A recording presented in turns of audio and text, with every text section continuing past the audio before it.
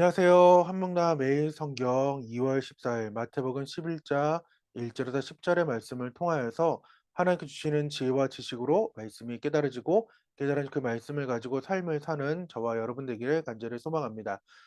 줌으로 지금 바꿨는데요. 그 이유가 지금 반디컷이라는 지금 영상 자르고 붙이고 하는 프로그램에 좀 이상이 생겨서 또 OBS까지 같이 연동이 된 건지 물론 실행이 전혀 안 돼서 지금 줌으로 하긴 한데 지금 생애 줌을 처음 사용하는 거라서 그냥 간단하게 어떻게 배웠거든요. 근데 이게 잘 되는지 모르겠습니다. 하여튼 부족하더라도 또 이해해 주시고 함께 했으면 좋겠습니다. 또한 영상이 안 보여 가지고 좀 편했는데 옆에 지금 화면에 영상 제 얼굴이 좀 같이 보이니까 조금 어색은 합니다. 하여튼 오늘 말씀 다 읽어 오셨나요? 지금 우리는 5장 1 절부터 15장 39 절까지 왕의 선포와 영접, 예수님의 말씀, 기적, 강론, 비유, 의, 권위, 복이 있나니 비유에 대해서 함께 하고 있고, 마태는 예수님을 약속된 왕, 그래서 메시아신 왕이 와서 구약의 약속을 성취하셨다. 그래서 그분을 경배하라에 대한 얘기를 했습니다. 오늘은 그 앞서서 지금 10 장의 내용을 우리가 좀 알아야 되는 거죠.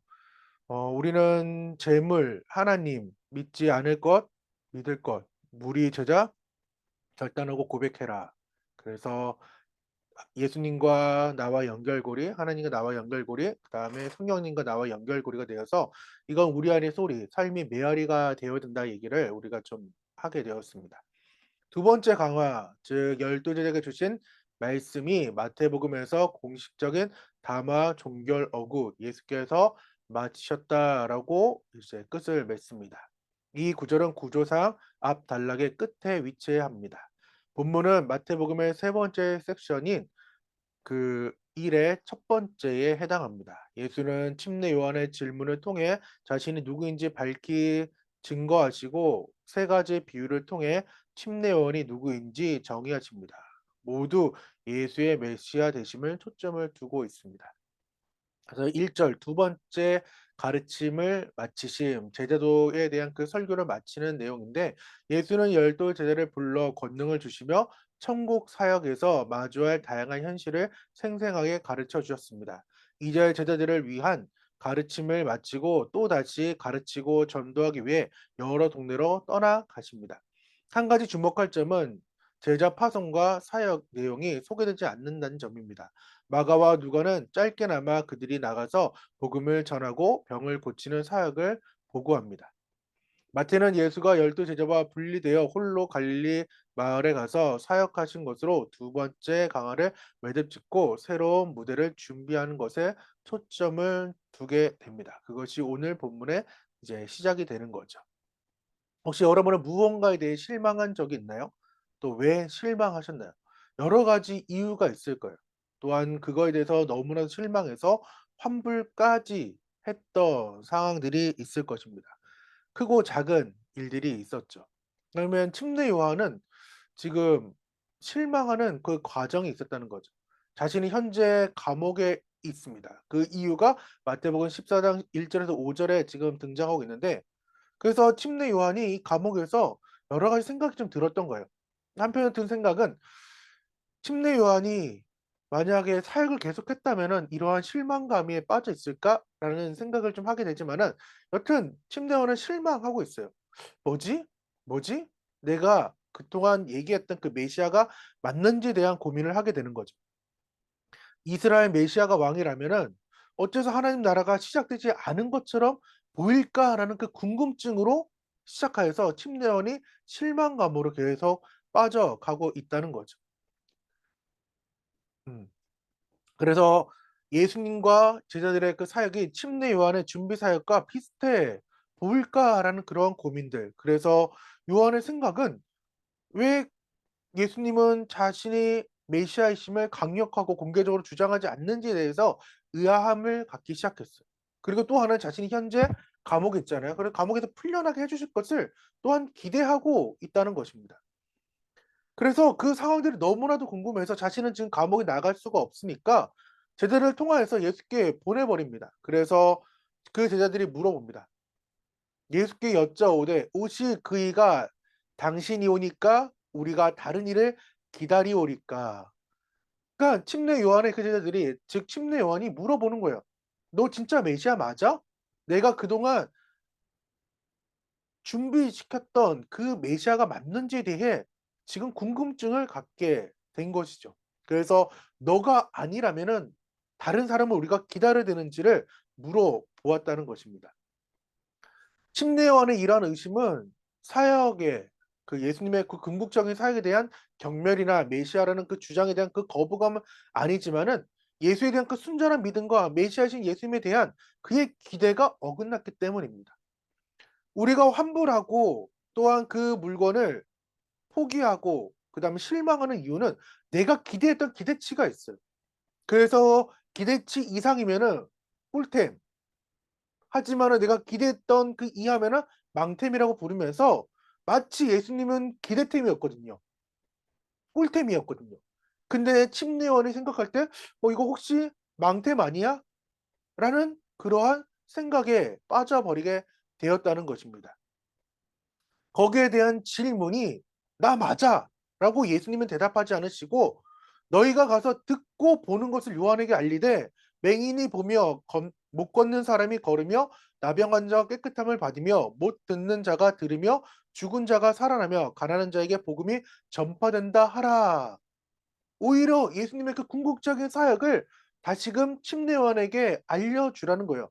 그때는 들렸겠지만은 이제 보이는 대로 침례요한에게 가서 알려주라고 말씀하시면서 여섯 번째의 그 6 절의 그 말씀을 하는 게 추가 팔복이에요.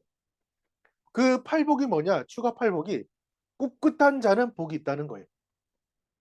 "누군지 나로 말미암아 실족하지 아니하는 자는 복이 있도다." 하시니라.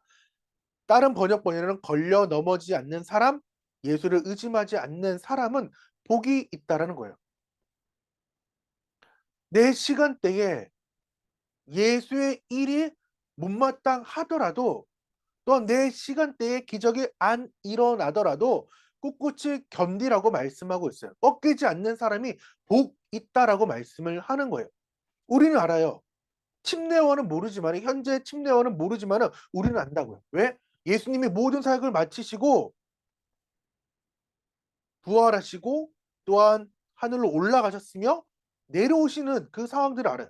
하지만은 나중에 그 영광된 상황에 있을 누군가는 또한 우리의 상황들을 이해하지 못하는 상황인 거죠. 그게 침례 요한의 상황인 거예요. 왜? 하나님의 그 경륜 계획에 시간이 있어요. 하지만은 침례 요한을 생각할 때는 내가 내 생전에 '이 일이 일어나야 된다.'라고 생각했던 그 일 때문에 꿀템, 기대템이 마치 망템처럼 느껴지는 그러한 상황들이 있지만은 예수님이 지금 침례 요한에게 말씀해 주고 있는 것은 "꿋꿋이 견뎌라. 꺾이지 않는 마음을 가져라." 마치 제자도를 함께 배웠던 말씀을 하시고 나서 마태가 이 말씀을 지금 굳이 11 장의 서론에 갖고 온 이유를 저는 곰곰이 생각해 볼 때에 그 팔복에 하지 못했던 얘기를 하시는 것 같아요. 내 제자가 된다고 선택했다고 그리고 믿는다고 지금 한다고 그러면 꺾이지 말라는 거예요. 꿋꿋하게 견디라는 거예요. 견디다 보면은 일이 일어난다는 거 지금 예수님이 말씀하고 있는 것 같아요. 그래서 내 삶의 시간과 하나님의 시간이 이렇게 충돌될 때가 있어요. 그럴 때 '나는 어떻게 할 것인가?' 위대했던 침례 요한도 인간적인 생각이 들 때가 있고 섭섭한데 그렇다고 예수님 침례 요한을 나쁘다라고 얘기하지 않아요. 오늘 제가 11장 그 앞쪽의 부분을 봤지만은 뒤에 침례 요한의 대단한 것을 세 가지 비유를 통해서 이야기하고 있다고요. 그러한데도 침례 요한은 자신의 인간적인 생각과 그 상황의 그 섭섭함 때문에 예수님을 오해하고 또한 실망할 때가 있었다는 것입니다. 여러분의 삶은 어떤가요? 오늘 하루 내 시간과 하나님의 시간이 다르더라도 또한 상충되는 상황이 있더라도 하나님께서는 내 모든 것을 아시기에 선하게 인도하실 것을 믿고 나아가는 저와 여러분 되기를 간절히 소망합니다. 기도하겠습니다. 하나님 감사합니다. 하나님 오늘 하루 혹여나 내 생각에 내 플랜에 하나님이 하실 일은 이거다라고 계획했던 그 일들이 무너져 버릴 때도 있습니다. 또한 내가 생각했던 기간이 또한 하나님과 생각했던 기간과 다를 때도 있습니다.